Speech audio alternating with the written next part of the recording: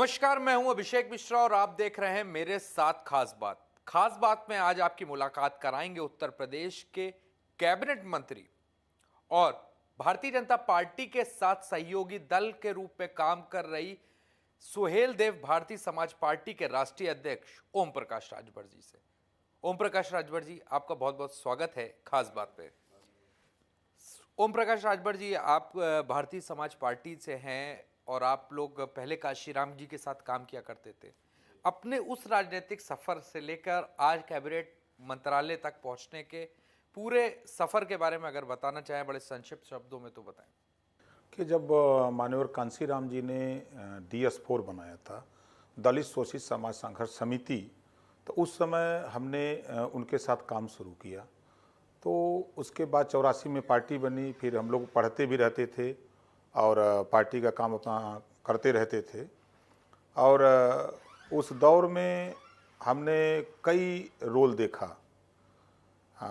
जैसे हम भाई की तबीयत खराब हुई, उसके रीढ़ की हड्डी का ऑपरेशन हुआ BHU, तो हमने 10 महीने ऑटो रिक्शा चलाया रात को दवा कराने के लिए।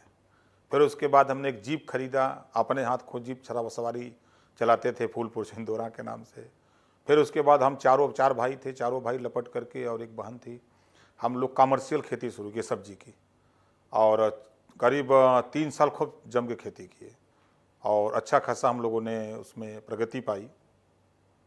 उसके बाद जो है फिर एक दौर चला तो हम खेती में लपट गए। खेती भी करते थे और राजनीति दोनों शुरू किए।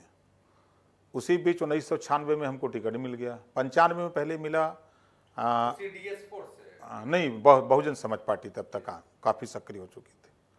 तो 1995 में पत्नी को जिला पंचायत का टिकट पार्टी से बसपा से मिल गया, तो उसको लड़ा करके हम लोगों ने 27,000 वोट हासिल किया और 6 लोग लड़े थे और 6 लोग मिला करके 1,500 वोट पाए थे।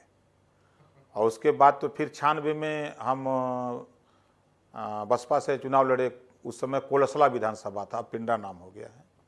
तो हम 1676 वोट से हारे। उसी बीच धीरे धीरे मायावती जी का प्रभुत्व जमने लगा। जब कांसीराम जी का समय था तो एक उनकी सोच थी पिछड़े, दलित, उपेक्षित, कमज़ोर लोगों को ऊपर उठाने का।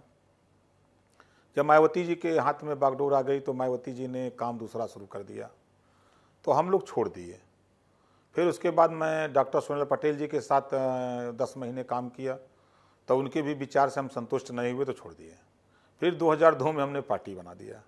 पार्टी बना करके हम लोगों ने सोचा कि चलिए पूर्वांचल के 2-4 जिले में पार्टी चलाया जाएगा।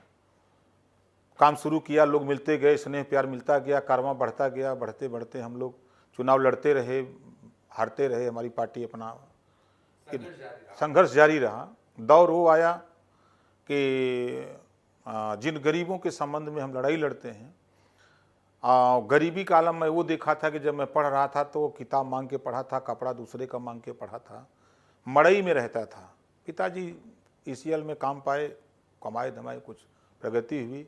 चुनाव हम लड़े, 1676 वोट से हार गए 1996 में। कांग्रेस बसपा का अलायंस था। फिर पार्टी बनाए, पार्टी बना के हम लोग विधानसभा, लोकसभा का चुनाव लड़ते रहे। फिर विधानसभा 2012 के विधानसभा चुनाव हम लोग मजबूती से लड़े, लोकसभा लड़े। फिर गठबंधन हुआ, 8 सीटें मिली भाजपा से। भाजपा के खाते में 8 सीटें मिली, 4 सीटें हम लोग जीत पाए, 4 हमारे साथी नहीं जीत पाए। और हम इधर सरकार बनी तो हम मिनिस्टर बन गए।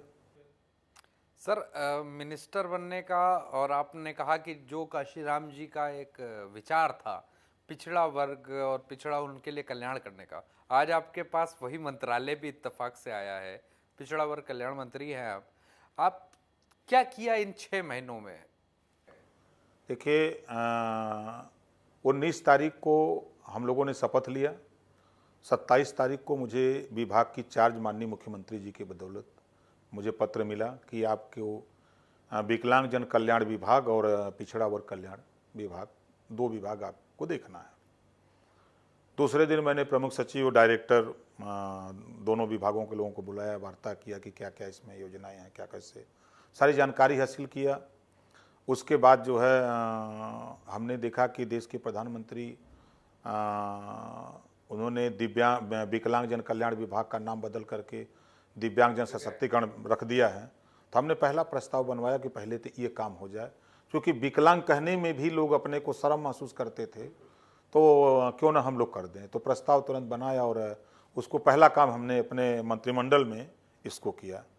दूसरा, हमने दिव्यांगजन के लिए पेंशन 300 दिव्यांगजन को थी, 500 आमजन को, तो 300 से बढ़ा करके 500 इसको करा दिया। तीसरा काम हमने किया, जो दिव्यांगजन को शादी अनुदान मिलता था 20,000, उसको बढ़ा करके हमने 35,000 कर दिया। दिव्यांगजन को खेल में स्वर्ण रजत कांस्य पदक जीतने पर इनको पुरस्कार नहीं मिलता था, आमजन को जीतने पर मिलता था, तो अब उसको भी हमने प्रस्ताव पास करा दिया कि अब जो सुविधा दिव्यांगजन आमजन को मिलेगी वही दिव्यांगजन को खेल में मिलेगी। स्वर्ण रजत कांस्य पदक जीतने पर प्रदेश और केंद्र सरकार द्वारा, भारत सरकार द्वारा जो प्रोत्साहन राशि दी जाती थी, इनको भी मिलेगा।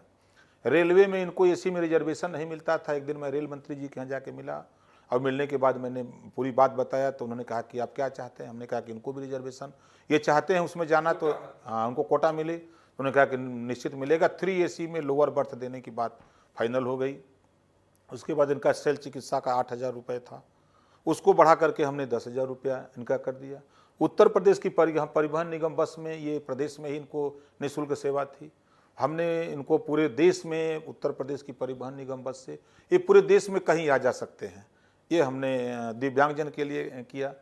और पिछड़ा वर्ग कल्याण में पिछली बार हमारे यहाँ जब मैं चार्ज लिया तो 2,96,000 बच्चों को छात्रवृत्ति नहीं मिली थी। तो मैं बहुत परेशान था कि आखिर समय ये इतनी बड़ी संख्या है, इनको छात्रवृत्ति कैसे आने वाले दिनों में और छात्र बढ़ेंगे। तो मैंने माननीय मुख्यमंत्री जी से और माननीय अमित शाह जी से, माननीय सुनील बंसल जी से इस बात को बताता रहा कि ये स्थितियाँ उभर के आ रही हैं। खैर बजट आया। इस बार हम लोगों ने जो पात्र हैं, जो उस दायरे में आएंगे, 100% हम लोग छात्रवृत्ति देने की योजना बना लिया है। काम शुरू हो गया है। एक काम तो ये हमने किया। दूसरा काम हमने पिछड़ा वर्ग के लिए जो कभी नहीं हो पाया था, CCC की ट्रेनिंग, जो गरीब, कमज़ोर, लाचार, मजलूम CCC की ट्रेनिंग पैसे के अभाव में नहीं कर पाते थे, उस बात को हम लोगों ने जो है CCC की ट्रेनिंग हम लोगों ने जो है कैबिनेट से मंजूरी दे दी। अब 75 जिले में CCC की ट्रेनिंग पिछड़े वर्ग के बच्चों को मिलेगी, जो 3 महीने की, वो सरकारी पैसे से होगा। 2 साल से बंद पड़ा था O लेवल कंप्यूटर प्रशिक्षण का काम, उसको भी हमने कैबिनेट से मंजूरी मिला के उसको जुलाई से हमने चालू करा दिया। उसमें भी एडमिशन हो रहा है, क्लास चालू हो गया। उसके बाद हमने पिछड़ा वर्ग कल्याण में हमने एक पत्र दिया है प्रधानमंत्री जी को, राष्ट्रपति महोदय को, माननीय अमित शाह जी को, माननीय बंसल जी को, माननीय मुख्यमंत्री जी से हमारी 5 बार वार्ता हो चुकी कि पिछड़ी जाति के 1990 में मंडल कमीशन लागू हुआ, 26 साल बीत गए, 27वां चालू है, लेकिन तमाम जातियां, राजभर, चौहान, बीन, केवट, मल्लाह, पाल, प्रजापति, कुम्हार, लोहार, नाई, ये तमाम जातियां जो पिछड़ी जाति में आती हैं, उस 27% रिजर्वेशन का लाभ इनको नहीं मिला। तो हमने देखा कि 2001 में माननीय राजनाथ जी ने सामाजिक न्याय समिति बनाई थी। उस समिति पे हाई कोर्ट ने 3 अक्टूबर 2013 को एक फैसला दिया था, जब प्रदेश सरकार, पूर्व की प्रदेश सरकार ने 41,610 पुलिस की भर्ती निकाली थी।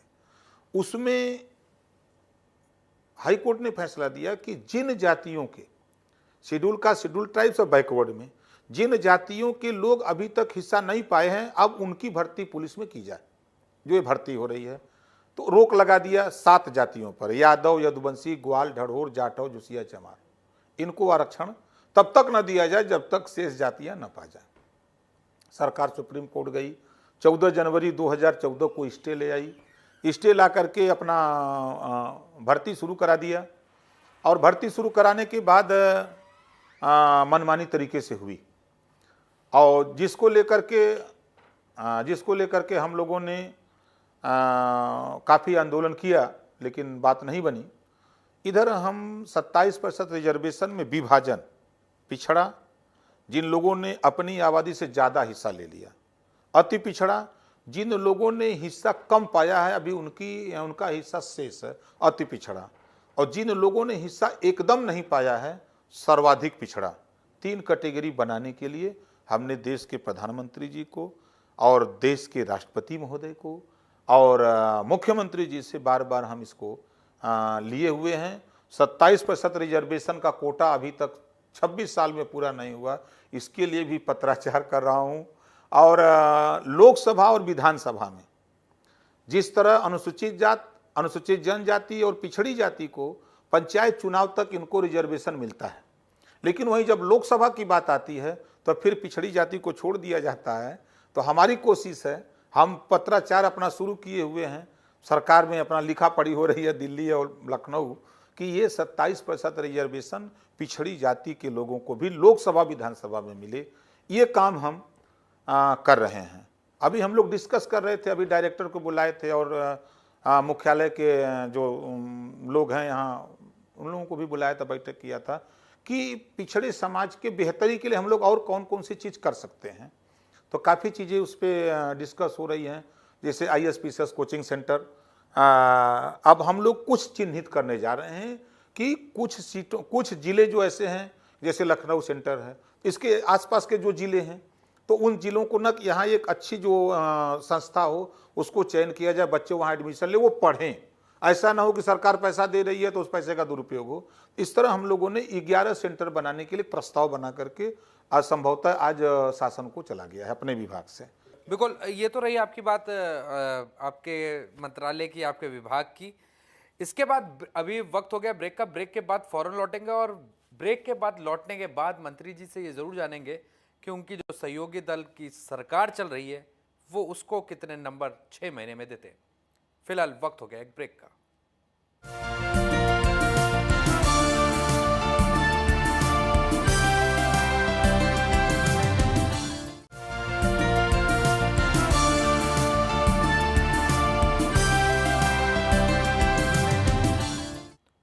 स्वागत है एक बार फिर आपका। आज हमारे साथ चर्चा में हैं ओम प्रकाश राजभर जी, कैबिनेट मिनिस्टर, पिछड़ा एवं कल्याण विभाग।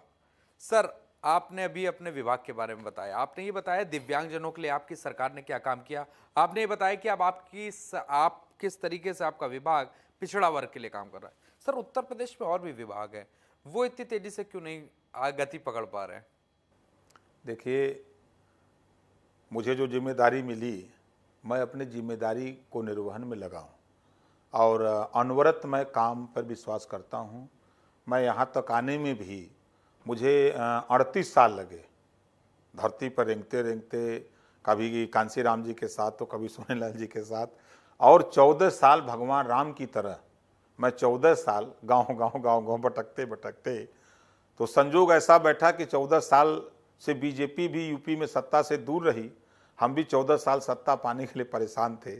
तो दोनों लोगों का संयोग बैठा, गठबंधन हो गया और उत्तर प्रदेश में सरकार बन गई और सत्ता में हम लोग भागीदार हो गए और सरकार बन गई। सर, गड्ढे भी भरे नहीं, बिजली आ नहीं रही है। 6 महीने का अगर रिपोर्ट कार्ड देखा जाए, श्वेत पत्र देखा जाए, तो वो सिर्फ टिप्पणी की गई है, सिर्फ छीटाकशी हुई है पिछली सरकारों पर। इस सरकार ने 6 महीने में जो उम्मीद जगाई थी वो कहीं ना कहीं आते आते 3 महीने बाद से कम पड़ गई, रफ्तार धीमी पड़ गई। देखिए, एक मौसम है बरसात का इस समय और बरसात में ऊपर वाले की तरफ से कभी ज़्यादा कभी कम कभी ज़्यादा, प्रशासनिक लेवल पे भी कई दिक्कतें आई, तभी ओम प्रकाश राजभर जी को मोर्चा खोलना पड़ा और डीएम के खिलाफ आवाज उठानी पड़ी। मैं फिर कह रहा हूँ, मेरी लड़ाई उन गरीब, कमजोर, लाचार, उपेक्षित, दलित, पिछड़े, वंचित लोगों के लिए है। हम उनके साथ खड़ा होता हूं जो 4 साल, 5 साल, 3 साल चक्रोट के लिए दौड़ते रहे, जो जीएस बंजर आबादी के छोटे झगड़े के लिए दौड़ते रहे, हम उनके साथ खड़े थे।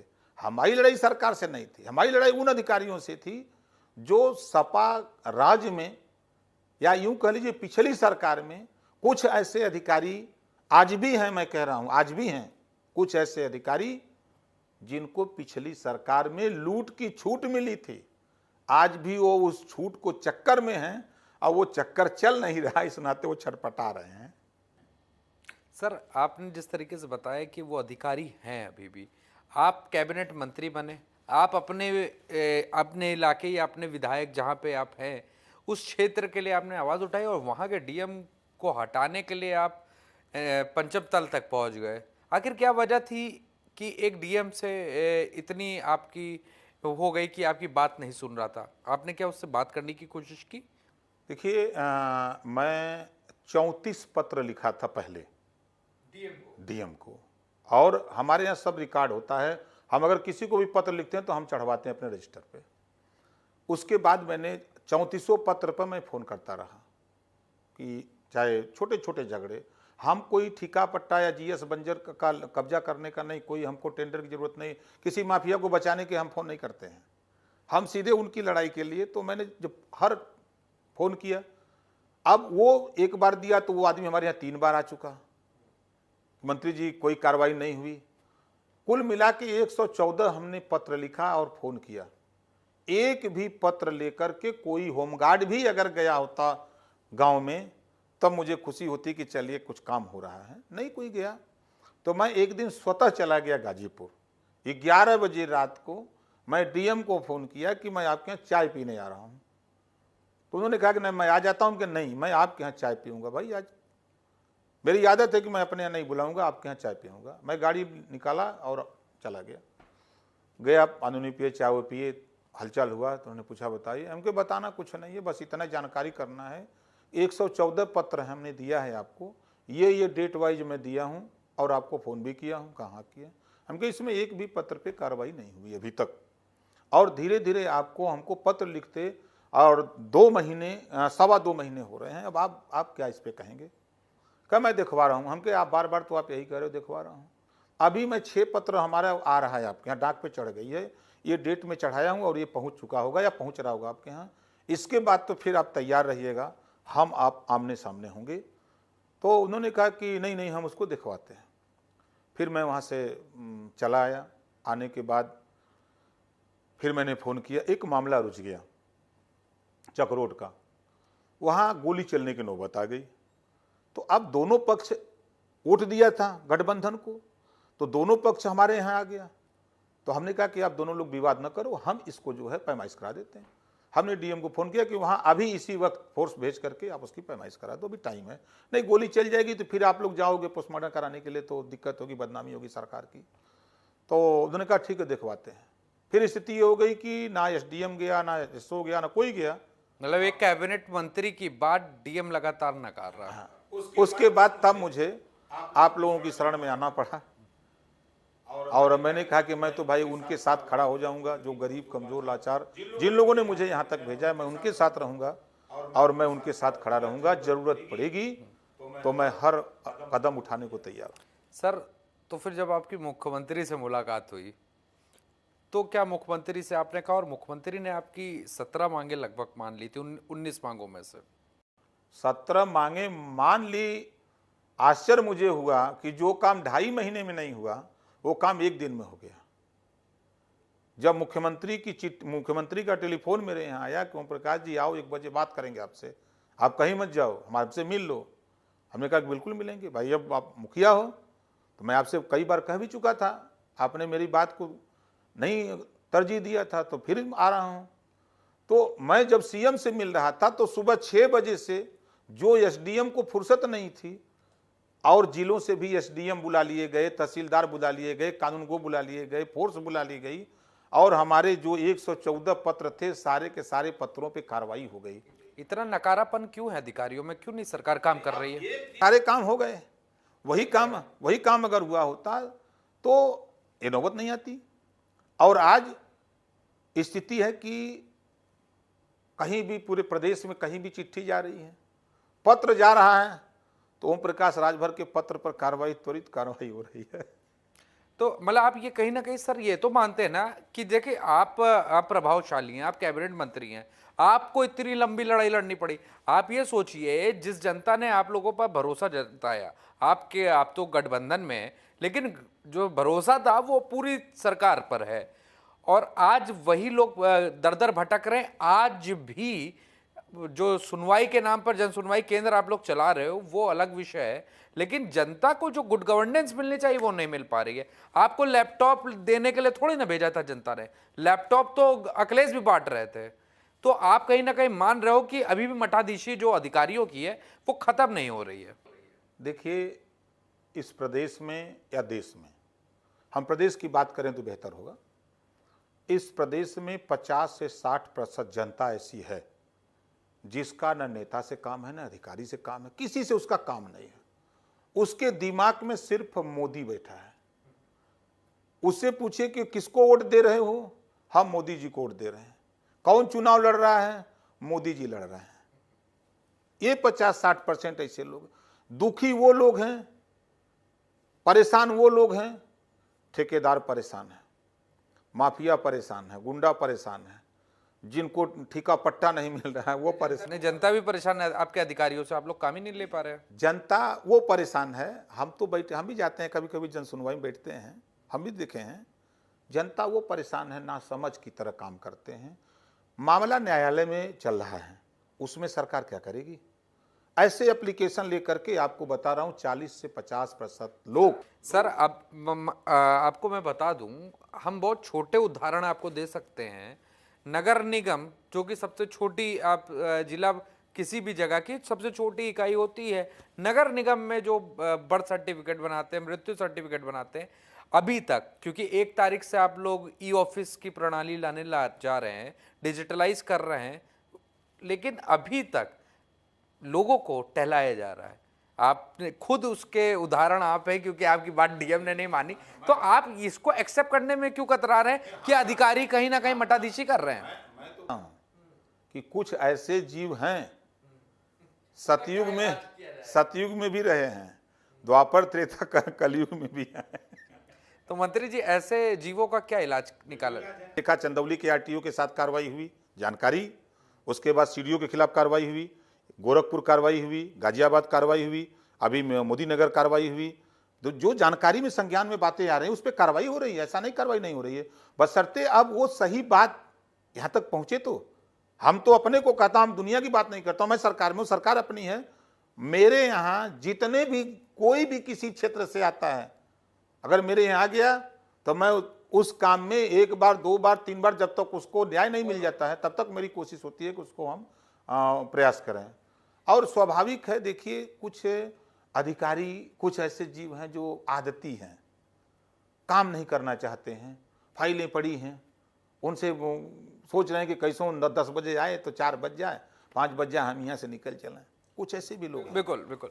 तो मंत्री जी ने बताया कुछ अधिकारियों की आदत हो चली है जो सुधर नहीं रही, और कहावत भी है कि आदतें वक्त पे ना बदली जाए तो जरूरत बन जाती है, और यही वजह है कि अब गुड गवर्नेंस के नाम पे सरकार आई और मंत्री खुद परेशान हो जाते हैं। फिलहाल वक्त है एक ब्रेक का, ब्रेक के बाद फौरन लौटते हैं और मंत्री जी से जानेंगे उनके कुछ विवादित बयानों के बारे में। जब वो बात कहते हैं तो ठहाके भी लगते हैं और तालियां भी बजती। फिलहाल वक्त है एक ब्रेक का।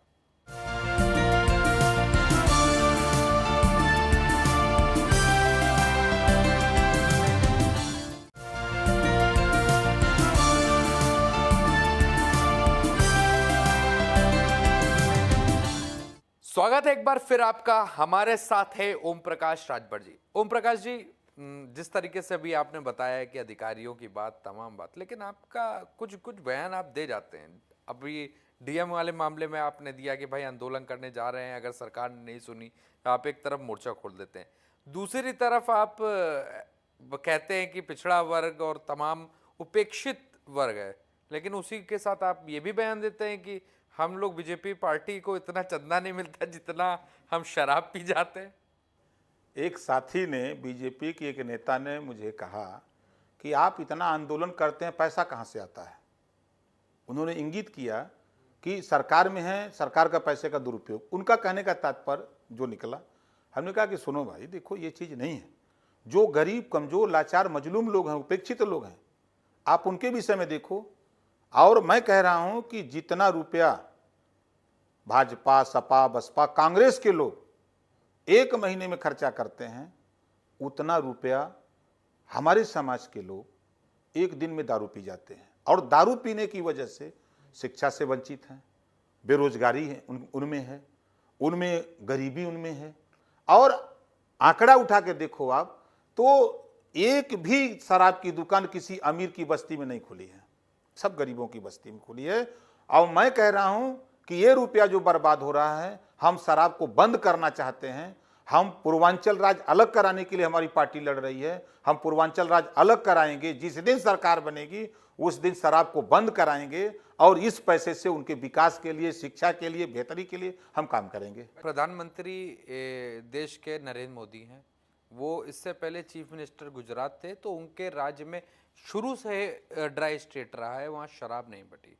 अभी उनके नए दोस्त फिर से बने हैं नीतीश कुमार, और शायद यही वजह रही करीबी आने की कि उन्होंने एक बहुत बड़ा और कड़ा फैसला लिया कि शराबबंदी बिहार में होगी।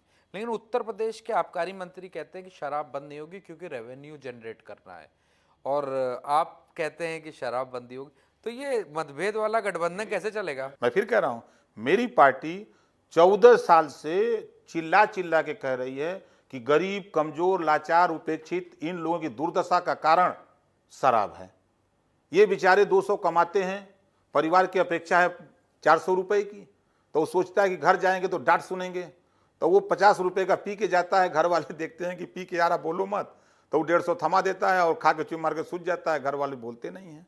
एक तो आदत तो बनी हुई है, और उस पैसे से अब जितना रुपया वो बर्बाद कर रहा है, अगर उसको खाली रोक दिया जाए तो एक तरफ अगर रेवेन्यू की बात हो रही है, एक तरफ विकास की बात हो रही है ना।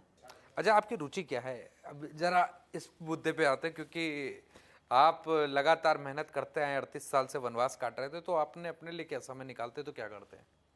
हम 24 घंटे में समझिए कि 4 घंटे 5 घंटे जैसा मौका मिल जाता है, कभी कभी 6-6 घंटे सो लेते हैं। जैसे ट्रेन में चलते हैं तो 6 घंटे 7 घंटा अपना सो लेते हैं। नहीं तो हम अनवरत हम इनको कैसे बेहतरी की ओर ले जाएं।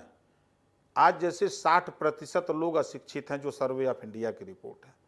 26% लोग अंगूठा टेप हैं। ये अंगूठा टेप लोग कैसे शिक्षा की तरफ मूव करें, साक्षर लोग कैसे शिक्षा की तरफ मूव करें, ये इनके बच्चे पढ़े लिखे कैसे, हम रात दिन इनके विषय में, इनके आवास कैसे बने, इनके शौचालय कैसे बने, इनके खड़ंजे जो रास्ते हैं उनके ये कैसे बने, ये बेहतरी की तरफ कैसे जाए, हमको ये कहीं नशा लगा है।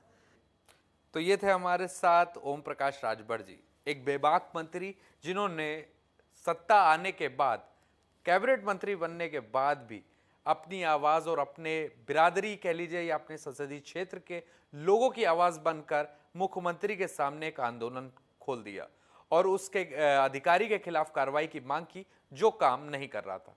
तो ये थे हमारे साथ ओम प्रकाश राजभर जी, और आने वाले समय में और अगले एपिसोड में आपकी मुलाकात कराएंगे एक और शख्सियत के साथ।